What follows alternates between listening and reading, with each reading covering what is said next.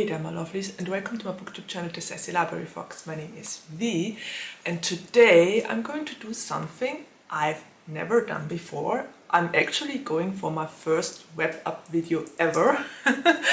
I don't know why I didn't go for a wrap up video before. Probably because I usually don't have all too much time to get up videos anyway. So it kind of seemed like a sensible way not to get up too many wrap up and to be read videos. But as you all know, I recently did a poll and there actually were a couple of you out there that wanted to see a wrap up video. So yeah, I'm trying to do my best to cater to your needs and wishes.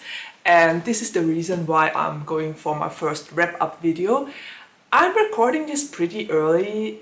It's still January and it's actually close to the ending of January, but I don't know if I will finish another book. I hope I will at least start another book that was on my to be read for January, but I don't know. What I can tell you at this point is that I read 5 books in January and that they all were pretty great. I had a really good reading month. But before I continue to babble, I will just jump into the books and tell you what I read in January. And the first book I read in January was The Silvered Serpents.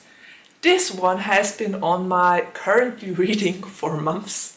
I think I started it in April, but then I kind of lost steam and didn't feel like picking it up again because, quite honestly, when I was in the mood to pick this up again, I suffered. I suffered so much reading this book. This book destroyed me in the best way possible. It was already book 2 in the series, and without giving away too many spoilers, it's basically about a group of gifted people, and the interesting thing about this series is that it plays in the past, but here in the past people have some sort of magical abilities that allow them to use certain materials and they are gifted in some ways. So that makes it a very interesting take because it plays in the past, but magic and abilities are something totally normal in this book here. And it also has those secret society vibes going on. And I guess if I would have to describe it with 2 words or with 2 similar series of books, I would say it's some sort of Six of Crows meets Indiana Jones. Because there is a crew and that crew always takes up new and interesting tasks. And they are all great. Each and every single one of them has an ability that helps the crew to do their haste of some sort. And it's really good. It has many point of views. You get to know the different characters. You get to see their dynamics. And Layla and Severin just killed me in that one. Quite honestly, they killed me. It was extremely painful to read from those 2 point of views, but I really can't wait to read the 3rd book. The 3rd book is definitely one of those books I'm going to read in 2023 because I really finally want to know how it all ends.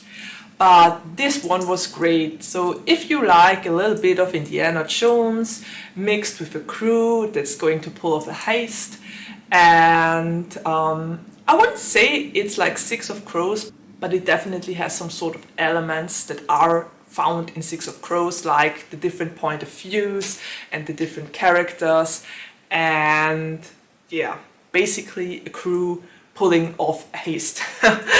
Okay, so that one was good.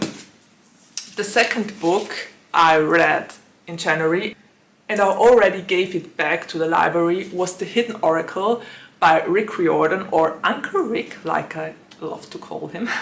I don't know if other people use that name for him too, but for me he will always be Uncle Rick. Uncle Rick the storyteller. Anyway, I absolutely loved The Trials of Apollo. The Trials of Apollo was definitely one of my favorite books of the entire Percy Jackson universe series. I think mainly that's because I love Apollo. Apollo is such a great character, and there is definitely more than meets the eye to him. I mean, in the former books, when he had a cameo, we all saw that he's very full of himself and egoistic, and rather wants other people to do his dirty work, if you know what I mean. But in this book, we finally got to see his other side, his caring side. I love that Apollo is actually one of the few gods who knows all his children by name, and he even remembered the mothers or fathers sometimes. So that was really interesting to see how deeply he cared about his family and about his kids. And it gave his character more depth than you saw in the former books. I also loved that he really cared about his former love interests. He has a very genuine and great heart. He is a really great person, but he's kind of buried under all his egoism and narcissism. So you see a completely different side of Apollo in this book, and he definitely changes for the better. Already in the first book, I can't wait to see how much more he's going to change in the other books. And he also sometimes kind of gave me Percy vibes, because he is so anti and against his father. And yeah, I think a lot of demigods have that in common with Percy. But I lived and breathed for their interactions. Percy has a cameo in this book, so this was great. And Will and Nico. Will and Nico. And this is a spoiler now. I think it is a spoiler, so if you don't want to hear it, just continue and click on that button to the next chapter. But I want to say it. How dare you, Uncle Rick, to make them a couple? I mean, I basically found out that they are together because Will referred to Nico as his boyfriend. How dare you, Uncle Rick? How dare you? I want to know how they got together, what happened. I want to know about their first kiss. You can't just pull that. You can't, okay? So I will watch out if we will get a little bit more about how they came to be a couple. But I absolutely love that dynamic. They are the typical Grumpy and Sunshine couple, and I live and breathe for them. They are hilarious, but they also deeply care about each other, and you could see it in every gesture and in every single moment they spend on page. So my heart is full. My Solangelo shipper heart is happy. Okay, another book I already returned to the library was Kate in Waiting by Becky Albertalli. And I have a rather, I don't know, I have a weird relationship with Becky Albertalli's books. It's kind of funny because I absolutely loved and adored Simon versus the Homo sapiens agenda. And I also loved What If It's Us? And I really didn't like Lear on the Offbeat. There were a lot of things I didn't like about this book. I wrote a really long review about it. You can read it on my blog if you want to. But yeah, there are usually books I don't like or that I only give 3 paws. And I'm afraid this one wasn't any different. I gave this one 3.5 paws because as much as I loved the friendship between Anderson and Kate, the 2 MCs of the book that are both having a crush on the same boy, I I really loved the portrayal of the friendship, and you could see they cared about each other and they were each other's most important person until their crush came along. And I mean, I get it, once a crush is there and once you both crush on the same guy, things get a little bit difficult, but I only got to read Kate's point of view and what Andy did to her and the way he ghosted her and didn't reply when he was jealous because Kate spent some time with Matt, the love interest. I don't know, it didn't sit well with me because my besties and I would have never done anything like that for any guy or any girl because we just wouldn't do that.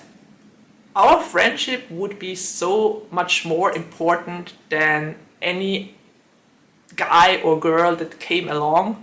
So yeah, that one didn't sit well with me. And there were a couple of other things I didn't like, but what I really liked was the friendship at the beginning of the book and Noah Kaplan. Noah Kaplan was my favorite character in this book. He kind of saved the book for me, and I really liked the interactions between Noah, Ryan and Kate. Ryan is Kate's brother, and those three have a really funny dynamic, and it was just great. Also at the ending of the book there comes a turn of events, and I think it all just happened too fast. Might be a me problem and not a book problem, but for me I couldn't how to put it, I couldn't understand how things ended the way they did because there wasn't a lot of build up for me. I think the build up was too little to come to this sort of conclusion for the book, and yeah, 3.5 paws, nothing more, nothing less, that's it. Okay, and the last two books I read in January are This Savage Song by V.E. Schwab and this book. I absolutely loved this book. I totally didn't expect to be so hooked by this, but this is great. This was exactly what I needed when I picked it up. And as for the plot, it's basically a book about two people. One of them is Kate Harker and the other one is August Flynn. Kate is a human that wants to be a monster. And, well, August is a monster that wants to be a human. So I really loved that part of the book already because it's a really interesting premise for a book. And this plays in a city, and of course Kate is the daughter of the father who has the control of one part of the city, and August is the son of a man that has the other part. So one part of the city belongs to the Flints, the other part belongs to the Harkers.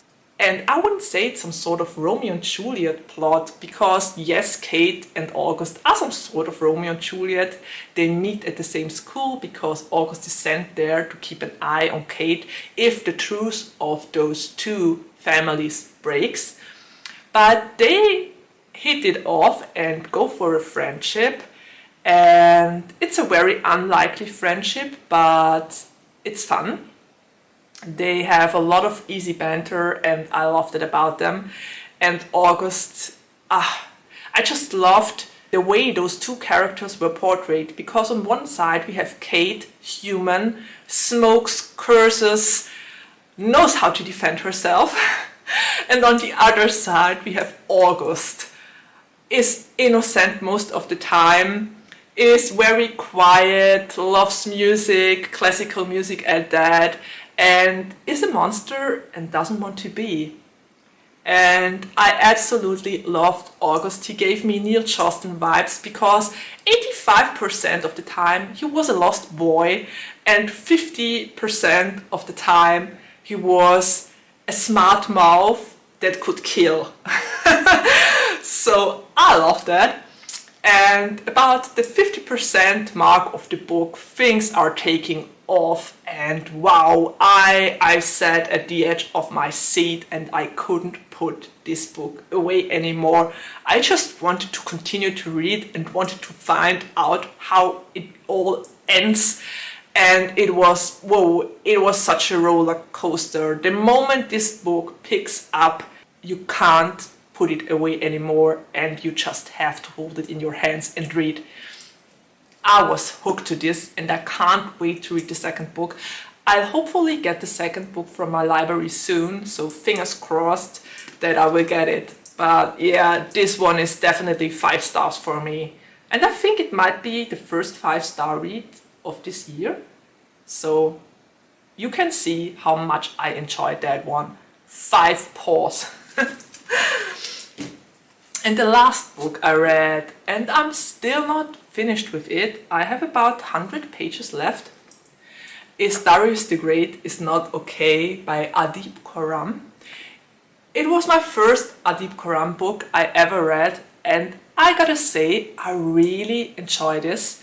It's a really interesting book because it tackles quite the deep topics. For one, you have Darius, who has depression and is diagnosed with depression. So he takes medicine to keep his depression in check. But depression isn't his only problem. He also has the problem that he gets bullied at school.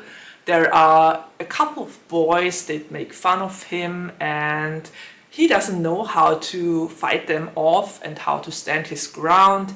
He's very insecure. And I think a huge part of this also comes from the fact that he doesn't know where he belongs to and who he is. A huge aspect in this book actually deals with him finding his family and culture and reconnecting with his culture, because he lives in America. His father seems to be German, as far as I gathered. And the father and son dynamic in this is also not the best. Those two just don't know how to communicate. They both suffer from depression, but Darius' father always gives him the feeling that he isn't good enough, which is really tough to read. And add to that the problem with not knowing about his roots, where he comes from, who he is. And this is such a great book. It's a really coming-of-age story, I would say, because it tackles so many important topics. And pairs and culture is really interesting for me to read because I barely know anything about it. But as you go along with the book, things are explained and you see everything through Darius' point of view. Darius makes a friend named Schwab in Iran, and it's his first best friend ever. And those two boys are starting to spend time with each other, and Darius learns about his culture, his people. It's the first time he spends time with his grandfather and grandmother and with his uncles and cousins and aunts. And it's really so nice to see Darius' journey and how he finds himself in Iran, how he connects or reconnects with his roots. And this is really a great book. As I said, about 100 pages are still left, and I'm very curious what's going to happen in those last 100 pages. But so far, this is definitely at least a 4 paws read, and probably it will be even more when I finish the book. I can't quite say it yet, but it's definitely one I will rate very highly. Okay, so those were the 5 books I read in January, or I'm still reading, but will be done with by the end of January. And yeah, I know I spoke about this in my to be read video in January. I wanted to read this. I wanted to read Winter. And here's the part where I'm calling out myself. I haven't started it yet, but there's still 1 week left in January, and I'm planning to start it in this week. So I have no idea how far I will come with this one, but what I can tell for sure is that I will take it into February and will finish it in February.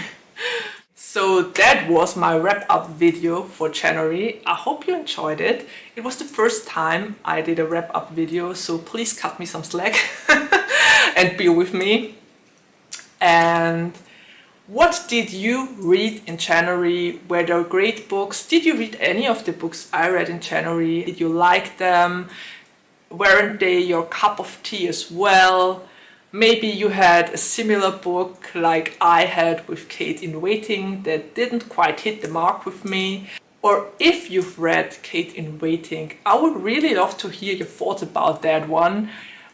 If I was the only one who had troubles with it, or if other people saw the same things I did. That's always interesting to find out. So please let me know and write it down in the comments below. Give me a like, subscribe, do whatever. And well, I guess there's nothing left to say except of take care, stay healthy and safe, and see you around the next time. Bye!